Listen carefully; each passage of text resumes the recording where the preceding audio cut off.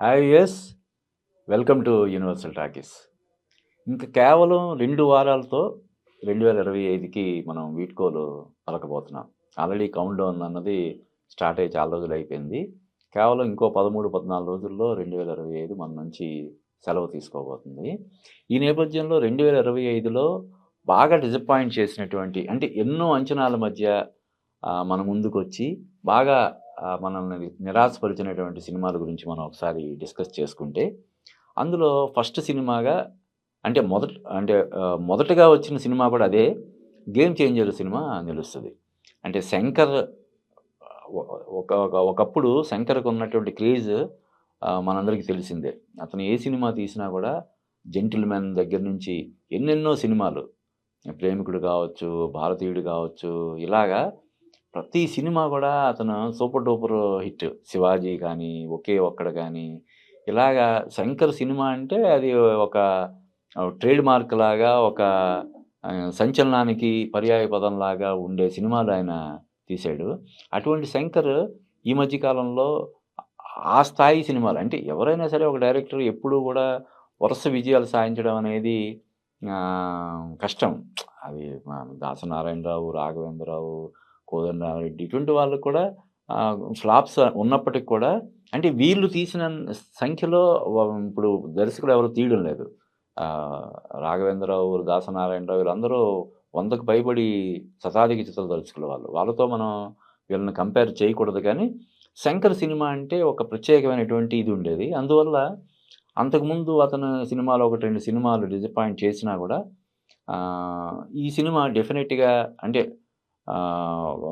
మన 'రామ్ చరణ్' కెరీర్‌లో ఒక మైల్ స్టోన్‌గా నిలిచిపోద్దనే అంచనాల మధ్య వచ్చిన సినిమా 'గేమ్ చేంజర్' సినిమా బాగా డిసప్పాయింట్ చేసింది. 'దిల్ రాజు' అంటే ఆ సినిమా 2, 3 రోజుల తేడాలో వ్యవధిలో వచ్చినటువంటి 'సంక్రాంతికి వస్తున్నాం' సినిమా హిట్ అయ్యి ఉండకపోతే మా బ్యానరు అంటే ప్రొడక్షన్ హౌస్‌గా చాలా అవస్థలో పడుండేది. చాలా ఇబ్బందయ్యేదని జెప్పి వాళ్ళే 'దిల్ రాజు' గానీ, వాళ్ళ బ్రదర్ 'శిరీష్' గానీ చెప్పడం మనం చూసాం. అలాగా బాగా మోస్ట్ డిసప్పాయింటెడ్ ఫిల్మ్‌లో ఈ సంవత్సరం ఆహ్, నంబర్ 1 పొజిషన్‌లో 'గేమ్ చేంజర్' సినిమాని చేర్చాల్సొస్తది. అయితే సినిమా డిసప్పాయింట్ జేసింది. కానీ హీరోగా 'రామ్ చరణ్' మాత్రం డిసప్పాయింట్ చేయలేదని మనం ఖచ్చితంగా చెప్పాలి. అంటే దాన్నేదో బ్యాలెన్స్ చేయడం కోసం మనం మాట్లాడడం కాదు. నిజంగానే అతను ఒక ఆర్టిస్ట్‌గా అంటే రాజమౌళి డైరెక్షన్‌లో 'ట్రిపుల్ ఆర్' చేయడం వల్ల కావచ్చు, లేదంటే 'రంగస్థలం' సినిమా సుకుమార్ దగ్గర నలిగి ఉండడం వల్ల కావచ్చు. అతను నటుడిగా చాలా పరిణితి సాధించాడు. అది తెర మీద మనకి కనిపిస్తది. చాలా అద్భుతంగా అతను చేశాడు. డాన్సులు గానీ, పెర్ఫార్మన్స్ కానీ, వేరియేషన్స్ కానీ అన్నీ కూడా చాలా బాగా చేశాడు. అంటే నటుడిగా 'రామ్ చరణ్‌కి' మనం ఏ వంక పెట్టకపోయినా కూడా సినిమా పరంగా మాత్రం అది డిసప్పాయింట్ చేసింది. ఆ డిసప్పాయింట్‌మెంట్ తాలూకు ఇదంతా కూడా 'శంకర్‌కే' మనం ఇవ్వాల్సుంటది. సో, ఫస్ట్ సినిమా అది 'గేమ్ చేంజర్.' ఇక నెక్స్ట్ సినిమా అంటే మళ్ళీ మెగా కాంపౌండ్‌కి చెందినటువంటి మన 'పవర్ స్టార్' పవన్ కళ్యాణ్‌ది. అంటే ఈ సినిమా అనేక సార్లు వాయిదా పడడం వల్ల ఫ్యాన్స్‌లో కొంత ముందు నుంచి అనాసక్తి ఉన్నప్పటికి కూడా ఏదైనా ఒక అద్భుతం జరుగుతదేమో అని చెప్పి అందరూ అనుకున్నారు. కానీ అది అద్భుతాన్ని ఏమీ ఆవిష్కరించలేకపోయింది. దర్శకుడు మారడం, కొంతమంది ఆర్టిస్టులు మారడం, రిలీజ్ డేట్లు ఎప్పటికప్పుడు మారుతా ఉండడం, వీటన్నిటి వల్ల కొంత క్రేజ్ తగ్గినా సినిమా ఏదైనా ఒక ఇది చేస్తదేమో, క్రియేట్ చేస్తదేమో, ఒక మ్యాజిక్ క్రియేట్ చేస్తదేమో అని చెప్పి అనుకున్నారు. కానీ ఆ సినిమా అంటే పవన్ కళ్యాణ్‌కున్నటువంటి స్టార్‌డమ్ వల్ల, ఆయనకున్నటువంటి లక్షలాది మంది ఫాలోయింగ్ వల్ల ఆ సినిమా కొంత మంచి వసూళ్లు సాధించినప్పటికి కూడా, ఆ సినిమాని మనం అంటే ఈ 2025లో బాగా డిసప్పాయింట్ చేసిన సినిమాల జాబితాలో 'హరిహర వీరమల్లు'ను కూడా మనం చేర్చక తప్పదు. ఇక తర్వాత చెప్పుకోవాల్సింది 'మాస్ జాతర'. ఇది 'రవితేజ' కెరీర్‌లో 75వ సినిమా. కాబట్టి అంటే అంతకుముందు 'ధమాకా' తర్వాత 'రవితేజ' నటించిన 4, 5 సినిమాలు బాగా నిరాశపరిచి ఉన్న నేపథ్యంలో ఇది 'మాస్ జాతర' సినిమా 'రవితేజ'కి మంచి కమ్‌బ్యాక్ ఫిల్మ్ అవుతది. మళ్ళీ అతని కెరీర్‌లో ఒక మైల్ స్టోన్, ఒక కిక్ లాగా, ఒక 'ధమాకా' లాగా ఒక మంచి సక్సెస్‌ఫుల్ ఫిల్మ్‌గా నిలుస్తదని జెప్పి అనుకున్నారు. అది కూడా సితారా ఎంటర్‌టైన్‌మెంట్స్ నుంచి. అంటే ఈ సినిమా స్టార్ట్ చేసేటప్పటికి అంటే ఆహ్, తర్వాత వాళ్ళకి కొన్ని ఫెయిల్యూర్స్ వచ్చినప్పటికి కూడా ఈ సినిమా అనౌన్స్ చేసినప్పటికి ఫుల్ ఫామ్‌లో ఉంది. ఫుల్ స్వింగ్‌లో ఉంది సితారా సంస్థ. అటువంటి సంస్థ నుంచి వస్తున్న సినిమా కావడం వల్ల 'ధమాకా' తర్వాత 'రవితేజ', 'శ్రీలీల' కాంబినేషన్‌లో తెరకెక్కుతున్న సినిమా కావడం వల్ల ఆ సినిమా మీద మంచి అంచనాలు ఉన్నాయి. అలాగే ప్రమోషన్స్ కూడా చాలా అగ్రెసివ్‌గా చేశారు. 'రవితేజ' కూడా పర్సనల్ కేర్ తీసుకొని చాలా గట్టిగా ప్రమోట్ చేశాడు. కానీ ఆ సినిమా కూడా బాగా డిసప్పాయింట్ చేసింది. సో, ఈ 2025లో బాగా డిసప్పాయింట్ చేసినటువంటి మూడో సినిమాగా మనం 'మా జాతర' అని మనం చెప్పుకోక తప్పదు. తర్వాత ఈ ఏడాదిలో 'సిద్దు జొన్నలగడ్డ' సినిమాలు 2 సినిమాలు వచ్చాయి. ఒకటి 'జాక్', 2 తెలుసు కదా! అంటే 'డీజే టిల్లు', 'డీజే స్క్వేర్' ఇలా 2 సినిమాలతో సూపర్ డూపర్ హిట్ కొట్టిన తర్వాత అతను యాక్ట్ చేసినటువంటి 2 సినిమాలు.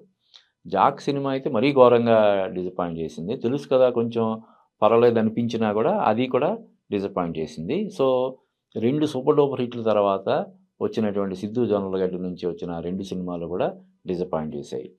ఇక 'తమ్ముడు' సినిమాను కూడా ఈ ఏడాది డిసప్పాయింట్ చేసినటువంటి సినిమాల్లో ఒకటిగా మనం చెప్పక తప్పదు. అంటే 'పవన్ కళ్యాణ్‌తో 'వకీల్ సాబు' అంతకుముందు 'ఎంసీఏ', 'నానితో ఎంసీఏ' లాంటి హిట్లు ఇచ్చినటువంటి వేణు శ్రీరామ్ డైరెక్షన్‌లో 'దిల్ రాజు' ప్రొడ్యూస్ చేసినటువంటి సినిమా 'తమ్ముడు'. అంటే 'తమ్ముడు' సినిమాకున్న ప్రత్యేకత మనకు తెలిసింది. పవన్ కళ్యాణ్ యాక్ట్ చేసినటువంటి 'తమ్ముడు' సినిమా అప్పట్లో ఎంత పెద్ద విజయం సాధించిందో మనకు తెలుసు. నితిన్ పవన్ కళ్యాణ్‌కి చాలా పెద్ద ఫ్యాన్ అని మనకు తెలుసు. అందువల్ల ఆహ్, నితిన్ గూడా వరుసగా అతనికి కూడా ఈ ఈ మధ్య కాలంలో సరైన హిట్లు లేవు. సరైన హిట్లు లేవు కాదు, మామూలుగా గూడా ఓ మోస్తరు విజయం సాధించిన సినిమాలు గూడా అతని నుంచి రాలేదు. సో, ఆ సినిమా గూడా బాగా డిసప్పాయింట్ చేసింది. అలా 'లయ' ఈ సినిమాతోటి ఎంట్రీ ఇచ్చింది. రీ ఎంట్రీ ఇచ్చింది. అంతకుముందు చాలా సినిమాలు 'స్వయంవరం' గాని, 'అదిరిందే చంద్రం' ఇలాగ ఎన్నో సూపర్ డూపర్ 'హనుమాన్ జంక్షన్' ఇటువంటి సినిమాలతో ఎంటర్‌టైన్ చేసినటువంటి 'లయ' పెళ్లి చేసుకొని అమెరికానో ఎక్కడికో వెళ్ళిపోయి చాలా సంవత్సరాలు గ్యాప్ తీసుకున్న తర్వాత మళ్ళీ రీ ఎంట్రీ ఇచ్చిన సినిమా ఇది. ఈ సినిమా కూడా బాగా డిసప్పాయింట్ చేసింది. నితిన్ అంటే ఇటు 'దిల్ రాజు' బ్యానర్‌కి పెద్ద డిసప్పాయింట్‌మెంటు, నితిన్‌కి డిసప్పాయింట్‌మెంట్. ఎంత పెద్ద డిసప్పాయింట్‌మెంట్ అంటే ఈ సినిమా తర్వాత మళ్ళీ 'దిల్ రాజు' బ్యానర్‌లోనే 'ఎల్లమ్మ' అనే సినిమా చేయాల్సినటువంటి నితిన్ ఆ సినిమా నుంచి కూడా తప్పుకునేంత ఘోరంగా ఈ సినిమా రిజల్ట్ ఉంది. దీనికి ముందు అతను యాక్ట్ చేసినటువంటి 'రాబిన్ హుడ్' సినిమా కూడా నితిన్‌కి అంటే ఎలాగైతే 'సిద్దు జొన్నలగడ్డ'కి 2 ఫ్లాప్‌లో ఈ ఏడాదిలో మా నితిన్‌కి కూడా 2 సినిమాలు కూడా బాగా డిసప్పాయింట్ చేశాయి. తర్వాత చెప్పుకోవాల్సింది 'రామ్ పోతినేని' 'ఆంధ్ర కింగ్' తాలూకా. అంటే ఒక 'సిద్దు జొన్నలగడ్డ', ఒక 'నితిన్', 'రవితేజ' లాగే ఈ మధ్య కాలంలో 'రామ్‌కి' అంటే 'ఇస్మార్ట్ శంకర్' 'పూరి జగన్నాథ్' డైరెక్షన్‌లో వచ్చి చాలా పెద్ద బ్లాక్ బస్టర్ అయినటువంటి 'ఇస్మార్ట్ శంకర్' సినిమా తర్వాత అతనికి కూడా సరైన హిట్ లేదు. ఈ 'ఆంధ్ర కింగ్' తాలూకాతో మళ్ళీ బౌన్స్ బ్యాక్ అవుతాడేమో అని చెప్పి అందరూ ఎక్స్‌పెక్ట్ చేశారు. కానీ ఆ సినిమా అంటే చాలా పాజిటివ్ రివ్యూస్ వచ్చిన 'రామ్' చాలా బాగా చేశాడు. డైరెక్టర్ చాలా బాగా అవుట్‌పుట్ తీసుకున్నాడు. సాంగ్స్ బావున్నాయి. అన్నీ బావున్నాయి అని చెప్పి మంచి పాజిటివ్ రివ్యూస్ వచ్చినా గూడా ఎందుకనో ఆ సినిమా ఆహ్, ఆశించిన స్థాయిలో విజయం సాధించలేదు. 'రామ్' కెరీర్‌లో మరో ఫ్లాప్‌గా ఆ సినిమా ఉండిపోయింది. సో, తర్వాత డిసప్పాయింట్ చేసినటువంటి సినిమాల్లో 'అనుష్క' 'క్రిష్' కాంబినేషన్‌లో వచ్చినటువంటి 'ఘాటి' సినిమాను కూడా మనం చేర్చక తప్పదు. అంటే ఆహ్, 'అనుష్క' 'బాహుబలి' సినిమాతోటి ఆమెకి రేంజ్ ఎక్కడికి వెళ్ళిపోయిందో మనం చూసాం. ఆ తర్వాత వచ్చినటువంటి 'భాగమతి' ఎంత పెద్ద విజయం సాధించిందో కూడా మనం చూసాము. తర్వాత మధ్యలో ఏదో ఒక సినిమా 'జీరో సైజ్' అటువంటి సినిమా ఏదో కొంచెం డిసప్పాయింట్ చేసినా ఆమె ఈ సినిమాతోటి మళ్ళీ బౌన్స్ బాగా మంచి ఇది కూడా హీరోయిన్ ఓరియెంటెడ్ సినిమా కాబట్టి ఆ రేంజ్‌లో ఒక 'భాగమతి' ఆ రేంజ్‌లో సినిమా హిట్ అవుద్దేమో అని చెప్పి అందరూ ఎక్స్‌పెక్ట్ చేశారు. అలాగే వీళ్ళిద్దరి కాంబినేషన్‌లో వచ్చినటువంటి 'వేదం' కమర్షియల్‌గా మరీ అంత పెద్ద బ్లాక్ బస్టర్ కాకపోయినా ఒక కల్ట్ సినిమాలాగా నిలిచిపోయింది. అలాగా వీళ్ళిద్దరి కాంబినేషన్‌లో వస్తున్న 'ఘాటి' మంచి విజయం సాధిస్తదని జెప్పి అందరూ అనుకున్నారు. కానీ ఆ సినిమా గూడా డిసప్పాయింట్ చేసింది. ఇకపోతే ఈ డిసప్పాయింటెడ్ సినిమాల జాబితాలో కొంతమంది అత్యుత్సాహంతోటి 'అఖండ 2'ని కూడా చేర్చేస్తున్నారు. అయితే ఆ సినిమా విడుదలై ఇంకా వారం రోజులు కూడా కాలేదు. ఇంకా సినిమాని గట్టిగా ప్రమోట్ చేస్తున్నారు. అటు బోయపాటి శ్రీను, ఇటు బాలయ్య ప్రొడ్యూసర్లు వీళ్ళందరూ కూడా ఆ సినిమాని గట్టిగా ప్రమోట్ చేస్తున్నారు. ఈ వారంలోనే మన ప్రధాని నరేంద్ర మోడీ ఈ సినిమాని చూడబోతున్నారని చెప్పి తెలుస్తుంది. ఒక్కసారి ప్రధాని చూసిన తర్వాత ఆ సినిమాకి సంబంధించినటువంటి ఇవన్నీ కూడా మారిపోతాయి కాబట్టి అంటే ఓ ప్రధానమంత్రి సినిమా చూసి దాని గురించి ఒక చిన్న మాటిస్తే, ఒక చిన్న పిలుపిస్తే దాని ప్రభావం ఎలా ఉంటదో మనం ప్రత్యేకించి చెప్పాల్సిన అవసరం లేదు కాబట్టి, ఇది ఇట్స్ టూ ఎర్లీ. డిసప్పాయింట్ చేసినటువంటి సినిమాల జాబితాలో 'అఖండ 2'ని కూడా చేర్చాలనుకోవడం అంత కరెక్ట్ కాదని నాకనిపిస్తుంది. ఏదేమైనా ఈ సంవత్సరం 2025ని ఎక్కువగా ఆదుకున్నవి చిన్న సినిమాలే.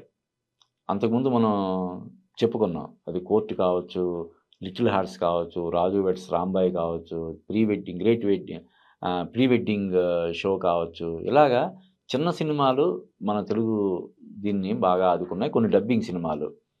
ఆహ్, అవి కూడా తెలుగు మన ఆడియన్స్‌ని 'సూ ఫ్రమ్ సో' కానీ, 'డ్యూడ్' కానీ, 'డ్రాగన్' కానీ ఇటువంటి సినిమాలు బాగా ఎంటర్‌టైన్ చేశాయి. ఆహ్, మొత్తం మీద బాగా డిసప్పాయింట్ చేసిన సినిమాలు అయితే ఈ సినిమాలుగా మనం చెప్పుకోవాలి. ఇంకొన్ని సినిమాలు అంటే మిడ్ రేంజ్ హీరోలు అంటే దాదాపుగా ఈ సంవత్సరం కూడా 2024లో రిలీజ్ అయినట్టు 300 పైన సినిమాలు కాకపోయినా కూడా 250 నుంచి ఒక 275 అలాగుంటాయి. వాటిలో సక్సెస్ అయిన సినిమాలు ఓ 10, 15 మాత్రమే ఉన్నాయి. మిగతావన్నీ కూడా డిసప్పాయింట్ చేశాయి. మరి 2025లో జరిగినటువంటి ఎదురైనటువంటి డిసప్పాయింట్‌మెంట్ 2026లో ఎదురు కాకూడదని జెప్పి మనం కోరుకుందాం. ఈ 2026 సంక్రాంతికి వస్తున్నటువంటి సినిమాలు 'రాజాసాబు', 'మనశంకర వరప్రసాద్', 'భక్త మహాశైలకు విజ్ఞప్తి', 'నారి నారి నడుం మురారి', 'అనగనగా ఒక రాజు' 5 సినిమాలు గూడా అసాధారణమైనటువంటి విజయాలు సాధించి 2026కి ఒక గొప్ప శుభారంభాన్నివ్వాలని మనం మనస్ఫూర్తిగా కోరుకుందాం.